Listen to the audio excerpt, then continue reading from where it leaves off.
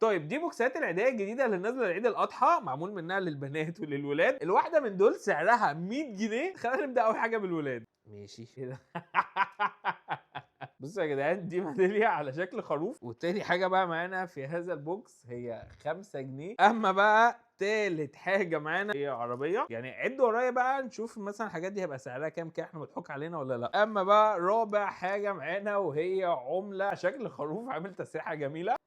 بصوا، هي طبعا مش شوكولاته كادبري او جالاكسي مثلا، وفي نفس الوقت مش شوكولاته رديئه خالص، لا طعمها حلو. اما بقى رابع حاجه معانا وهي كوكيز هي. في ليها قرمشه. احنا في رقم كام؟ احنا تمن رقم 5 أو 6 مش عارف. هي حلويات لونها ابيض غريبه قوي. عارفين المارشميلو الناشف؟ اهي دي نفس الطعم بالظبط. واخر حاجه بقى معانا في هذا البوكس وهي بالونه لونها ازرق. تعالوا يلا بينا بقى نخش على البوكس البنات. واحنا معانا بقى في تقييم بوكس البنات ضيف شرف رزة. حلو البوكس ده يا رزة؟ حلو. اول حاجه معانا يا رزة هي 5 جنيه. تاني حاجه بقى معانا يا رزة هي ميدالية على شكل خروف. يا دي البنوتة. بصوا يا جدعان، ده كده الشكل بتاعها. بوك.